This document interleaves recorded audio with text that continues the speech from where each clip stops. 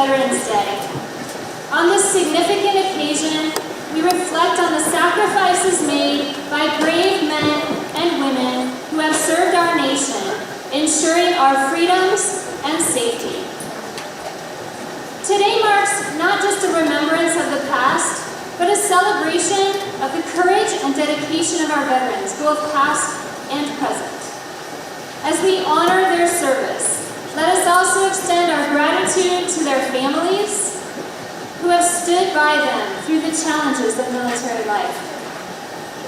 As we proceed with our program, I kindly ask you to silence your electronic devices and join me in standing to show our respect during the presentation of colors. Thank you for being here to honor our heroes, and let's make this a memorable and meaningful tribute. Please stand and remove your hats.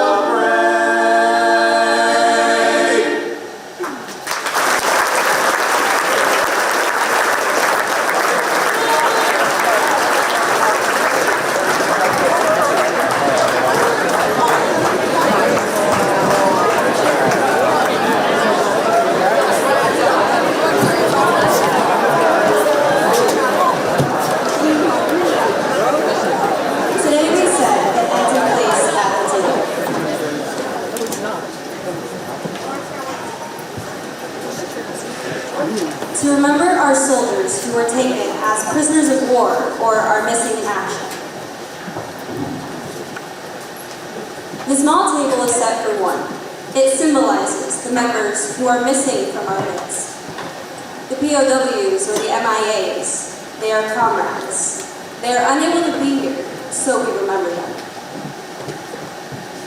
The table is smaller than the others, symbolizing the frailty of one prisoner alone against his oppressors. The tablecloth is white,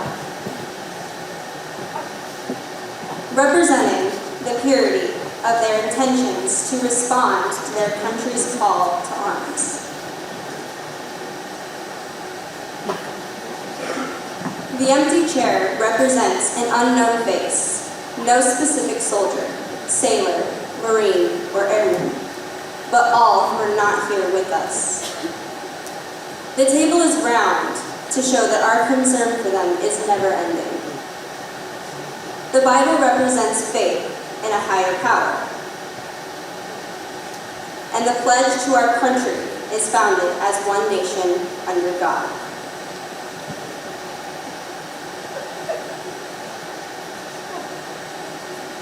The black napkin stands for the emptiness these warriors have left in the hearts of their families and friends.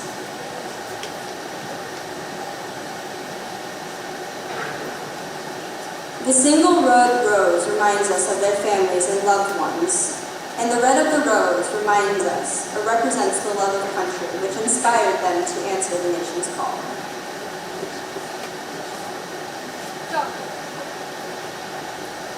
The candle is lit to symbolize the everlasting hope for a joyous reunion with those yet unaccounted for.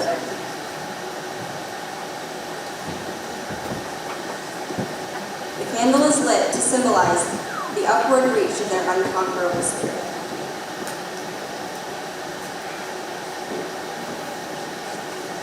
The slice of lemon reminds us of their bitter fate.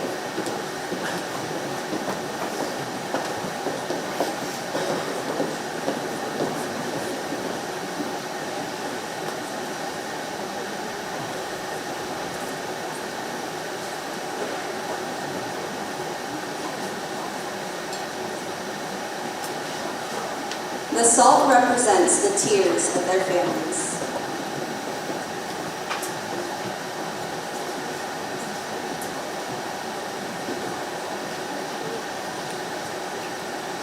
The wine glass turned upside down reminds us that our distinguished comrades cannot be with us to drink a toast or to join in the festivities.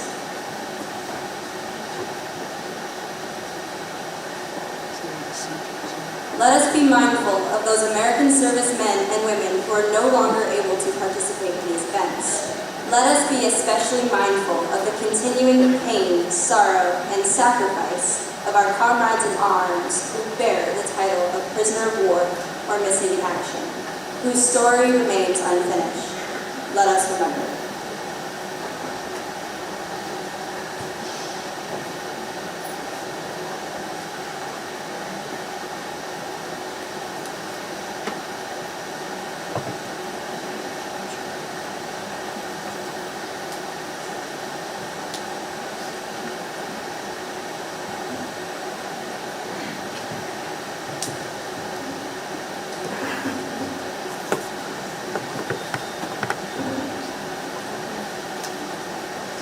The Fallen Soldier Battle Cross is a time-honored military memorial that symbolizes the honor, service, and sacrifice of soldiers killed in battle.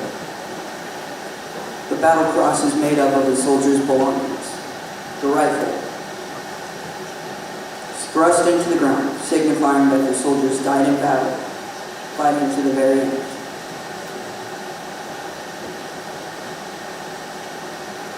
The boots carry a soldier through the fight for freedom and are placed at the base of the rifle. They are worn and dirty to remind us of that final march. Dog tags are worn by every service member and are imprinted with the information about that individual soldier. The tags are hung from the rifle so that the name of the fallen will never be forgotten. The helmet is placed on top of the rifle, representing what that person stood for and that the battle is over.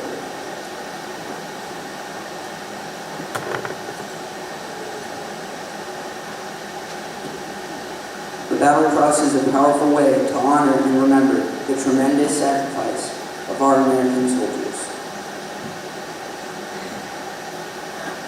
Let us remember.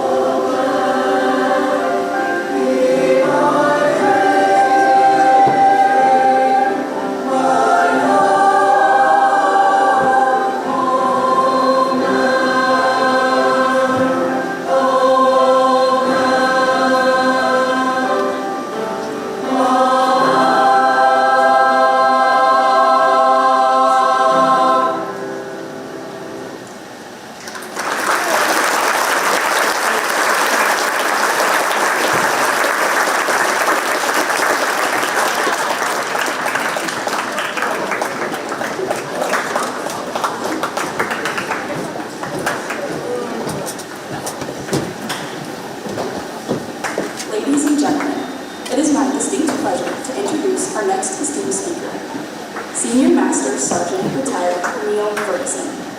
Neil dedicated an impressive 24 years of service to the United States Air Force, retiring in January 1995. His military career included a variety of assignments across the country, with assignments in states such as Texas, Mississippi, Indiana, California, Greenland, Idaho, Iowa, and Louisiana, as well as at the Strategic Air Command's headquarters.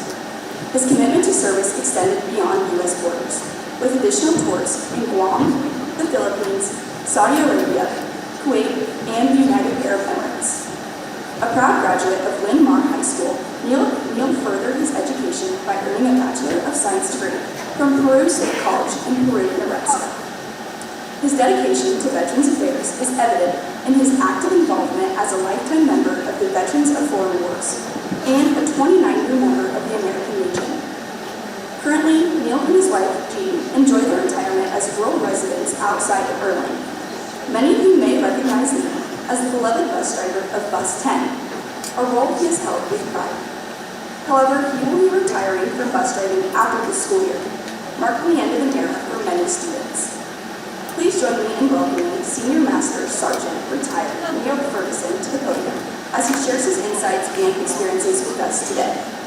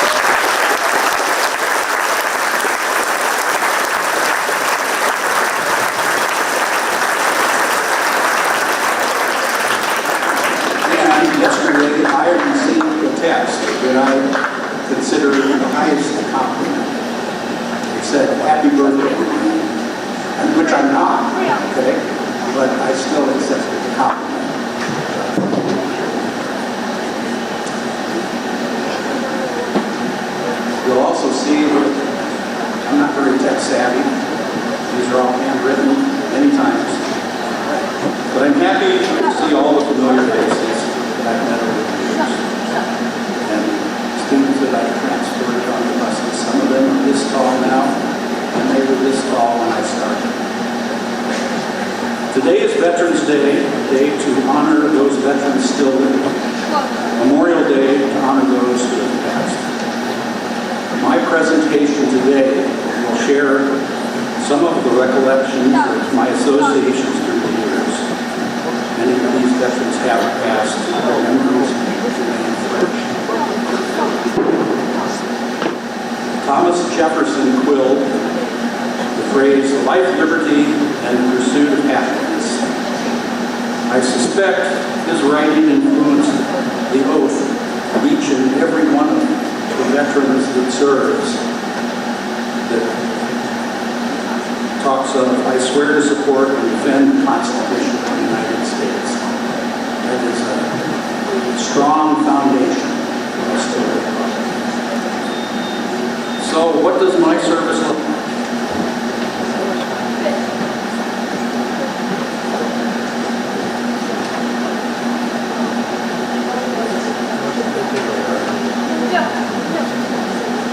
I was not even born when Jimmy Doolittle and 16 B-25s launched off the flight deck of the USS Robert E. Lee.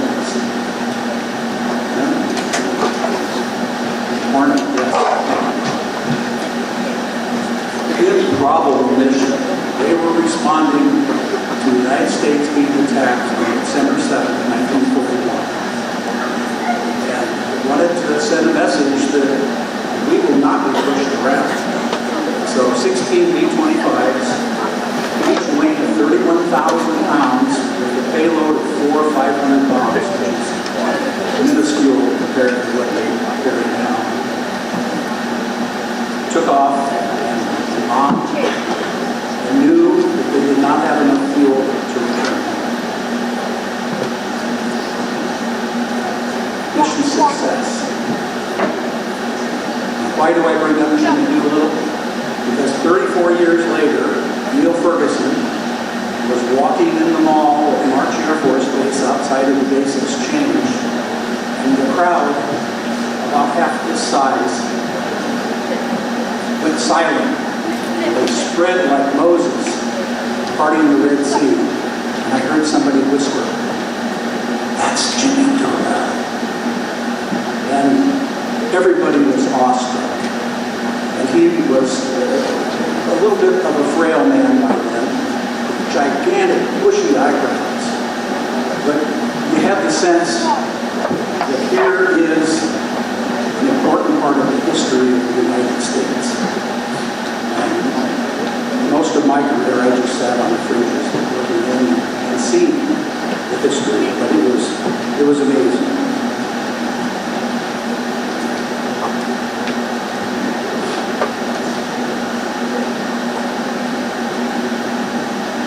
Life, liberty, and the pursuit of happiness. James Huff was a prisoner of war during the Vietnam War. He spent his years at what's commonly referred to as the Hanoi Hills. He learned how to sleep with his eyes closed. I have to confess, Kim, that I did that in English class too. His was a lot more serious because there were meetings anytime anyone fell asleep.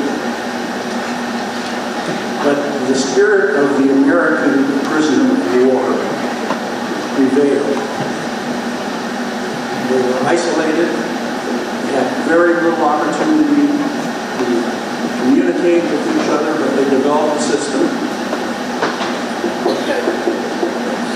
And they fashioned an American flag that they managed to pass to each other to help bolster the spirits of people that were 6 and 7 years in captivity with constant abuse and torture. Life, liberty, and the pursuit of happiness.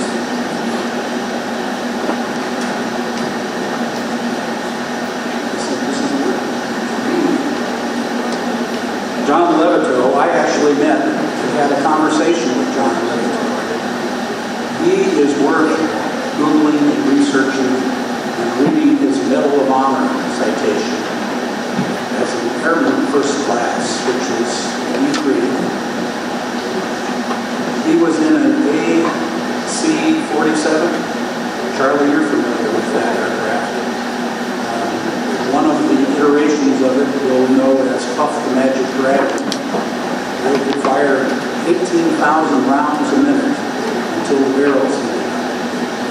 Well, John was on a mission. They were dropping flares to support the Army.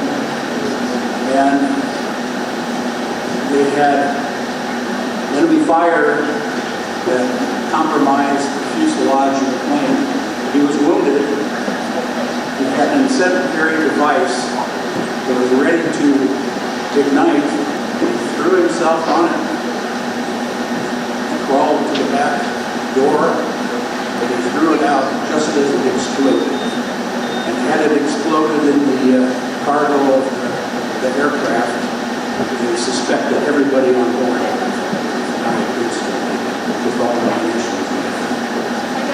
So, talking to John, he was just very, very humble about this. And I think he was at times quite embarrassed that he was honored at such a high level. And he told me, he said, Neil, I was just doing my job. Life, liberty, and pursuit of happiness.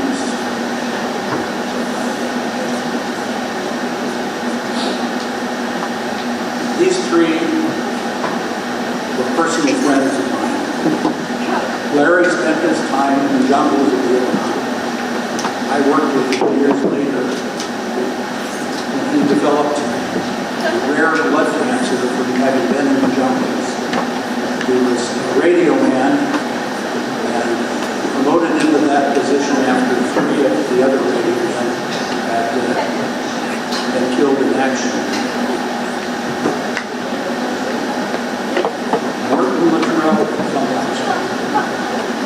We called him Chip for obvious reasons.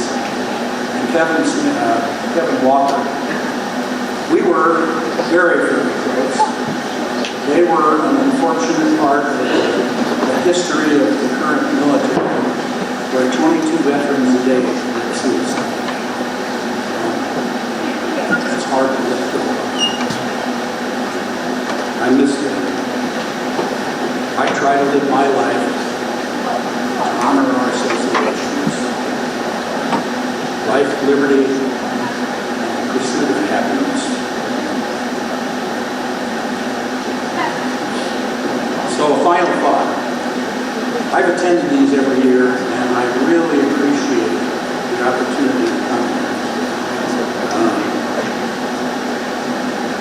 2 years ago, Andrew Sandquist was our speaker, and an amazing story. Thank you for your service. And last year, Lieutenant Colonel Day, and I wish I fit into my uniform as well as he did. They'll have to cut the back out when it's needed next time. You veterans will know what I'm talking about. But there was a young man who had a presentation. Zeke Christensen. Are you here? I knew you would not be so shy you wouldn't raise your hand. When you came to give your presentation, there was a round of applause. And you know more about that than I do. The people that applauded, admire and respect you. But the statement that you said at that moment was, it's not about me. And I've tossed that around for an entire year. Truth be told, it is about you. And it's about the other 831 students in the student body of middle school and high school. It's about the teachers and the staff. It's about all of the guests here today. When we, as veterans, come to an event like this, and we see signs of affection everywhere we turn. Go in the middle school band room if you've never been in there. You need more wall space because of all the awards that they've been given through the years. And things like that make me feel like sacrifices I made. I was away from my family for 8 of the 24 years. Makes it feel like it was all worthwhile. Harlan schools provide excellent opportunities in academics, sports, performing arts, and everything else. What's that? Yeah. Bob constantly reminds me of things I forget when I speak. Thank you. But we come to celebrate with you all of your accomplishments. We often hear, as veterans, thank you for your service. But the response to that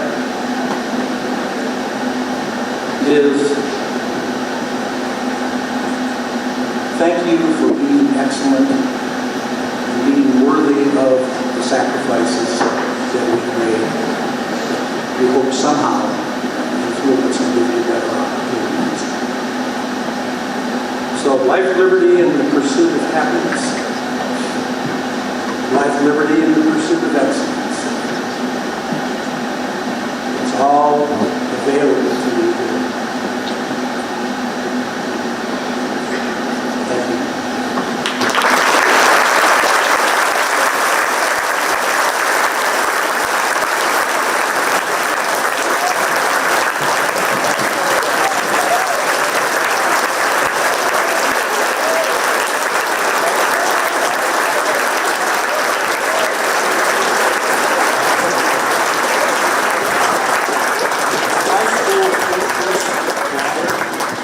Aren't they amazing? I love them.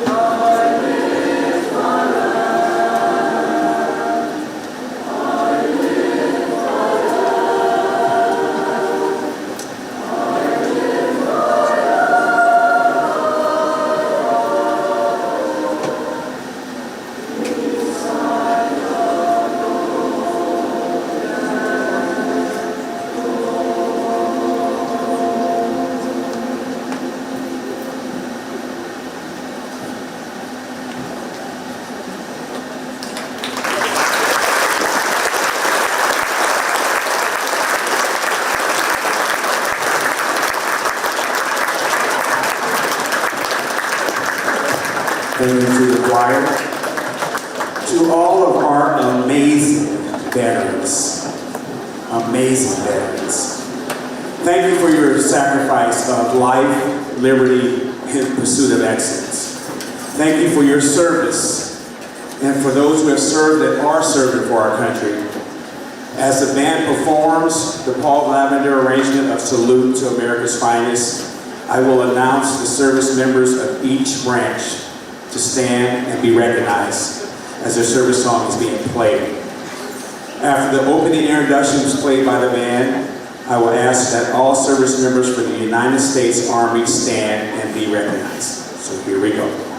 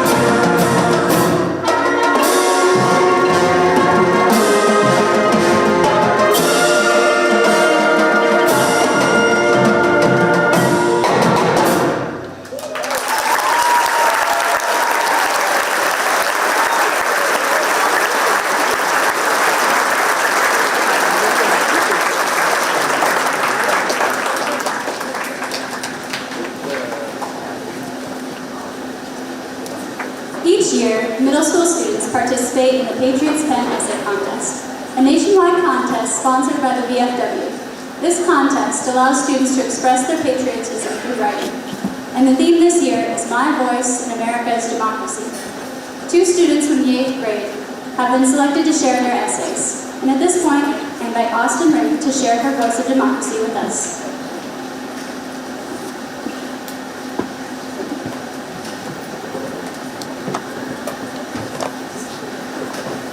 In 6th grade, my teacher taught us about American history.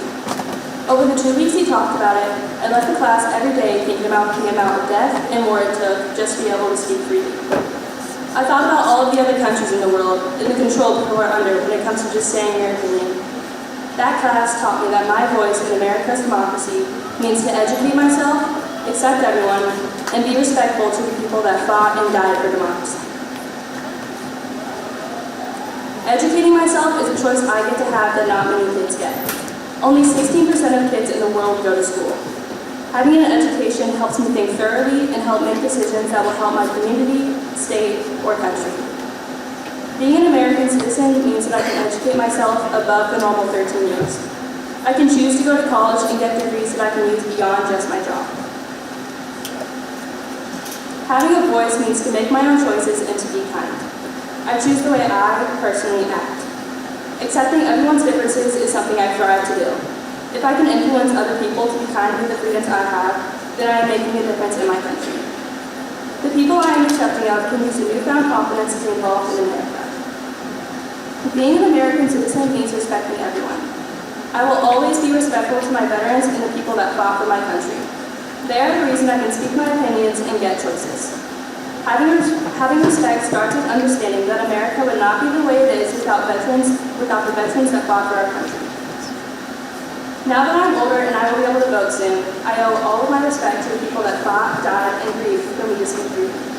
Those veterans inspire me to be the best version of myself and to honor all of the hard work it took to get America where it is today. It all started in a 6th grade classroom, which taught me that my voice in America's democracy means to educate myself, accept everyone, and be respectful to the people that fought and died for democracy. Thank you.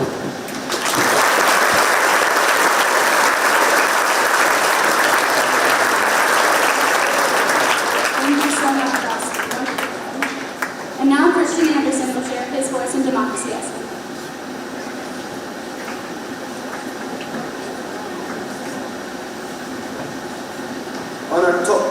On August 28, 1963, the March on Washington occurred. This was a mass protest of all races that came together in support of one idea: equality for everyone and their voices. On the steps of Congress stood one man representing all the ideas of this period of time which would come to know as the Civil Rights Movement. This man announced, "I have a dream." The speech that followed came to represent the Civil Rights Movement as a whole, and on top of this, however, it represents my fellow Americans' rights, my American voices in democracy, by being able to have the right to educate ourselves, as well as the right to vote and have freedom of speech.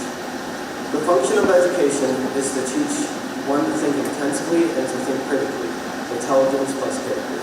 This is the goal of true education. This is my favorite quote by the man who led this speech because it highlights the fact that we as Americans have a right to freely express ourselves and our ideas. Through this, it gives us our own unique voices in which we can find others with similar beliefs. As this man continued to speak, he talked about his beliefs and how the government was corrupt for not treating all of its citizens equally. Because the speech is a clear illustration of my and my peers' rights to freedom of speech. The way this man went upon the steps of Congress and spoke out loud, letting his voice be heard, is a vivid representation of the Americans' right to let their voice be heard. The March on Washington, which occurred along with this speech, was a mass protest. This would be remembered as one of the biggest in history, and to me, however, it represents more than just the protest itself is about.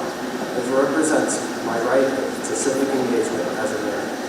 It proves to me that through this right, my and my fellow Americans' voices can be heard. Thank God Almighty, we are free as at last. As this man, Martin Luther King Jr., looked at the crowd around him, he knew his voice has been heard. For he was an American, and he knew in the rights of the Constitution, it gave him the right to education, freedom of speech, and civic engagement. These things have to be heard.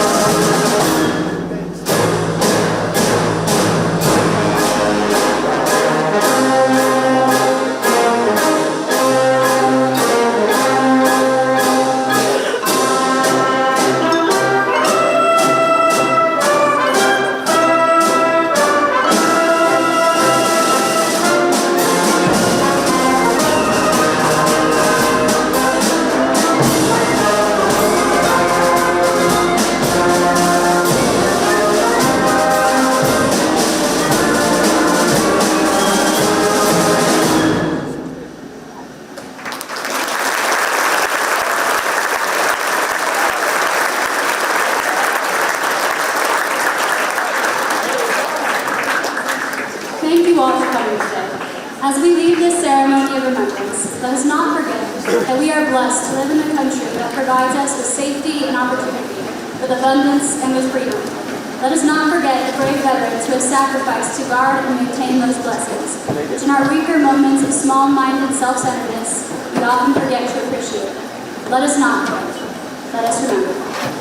Please stand for the retirement of the colors.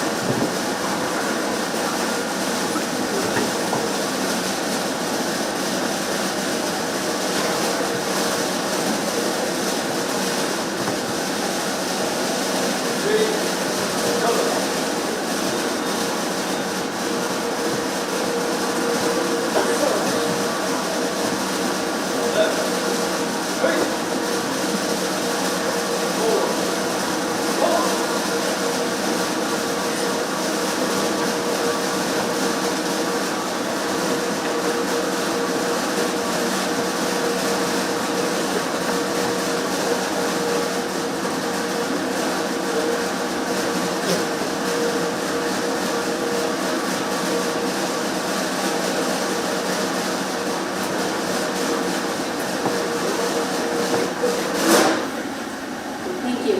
You may be seated, and veterans, you are invited to